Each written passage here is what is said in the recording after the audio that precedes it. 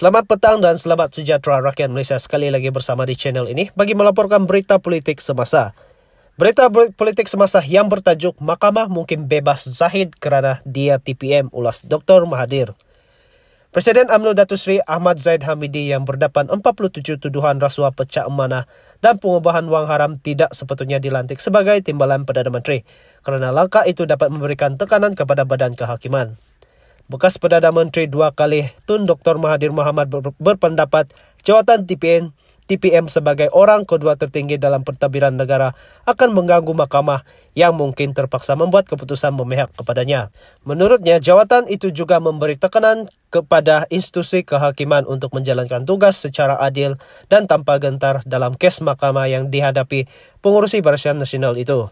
Beliau juga menegaskan Zahid sepatutnya tidak diberikan sebarang jawatan dalam kerajaan kerana berdepan tuduhan rasuah pecah amanah pengubahan wang haram di mahkamah ketika ini. Sepatutnya pelantikan itu tidak dilakukan kerana dia sedang menghadapi tindakan mahkamah dan ada kemungkinan dia akan didapati bersalah dan dihukum. Orang sebegini tidak sepatutnya diberi jawatan yang begitu tinggi kerana timbalan Perdana Menteri adalah orang yang akan ambil ahli tugas Perdana Menteri jika sesuatu berlaku dan kita akan dapat seorang Perdana Menteri yang masih berdepan tuduhan mahkamah.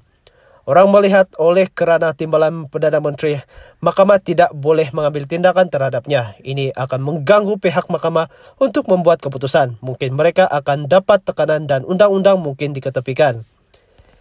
Ini bermakna dalam negara kita tiada lagi kedaulatan undang-undang, pemerintahan yang mengutamakan kepentingan orang tertentu dan menyebabkan kerajaan tidak dihormati oleh rakyat, katanya dalam temu bual eksklusif bersama BH baru-baru ini yang diterbitkan hari ini.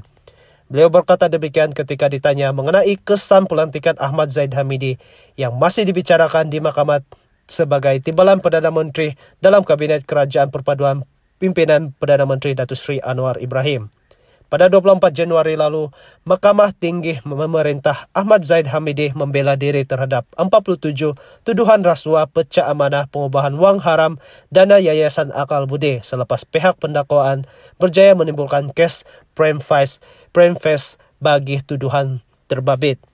Mulas lanjut, Dr. Mahathir menegaskan Ahmad Zahid Hamidi juga sepatutnya meletakkan jawatan Presiden UMNO dan menolak lantikan sebagai timbalan Perdana Menteri selepas parti pimpinannya kalah teruk dalam pilihan raya umum ke-15 lalu.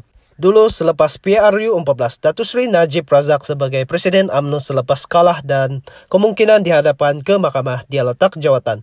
Sepatutnya Ahmad Zahid Hamidi juga buat demikian kerana dia mempunyai masalah yang sama dengan Najib. Maka dia patut tak pegang apa-apa jawatan, katanya. Selepas itu baru kita dapati mahkamah tidak terganggu dan dengan tekanan bahawa orang ini adalah pembesar dan undang-undang untuk pembesar tidak patut dikenakan seperti orang biasa, katanya. Dan itulah berita terkini.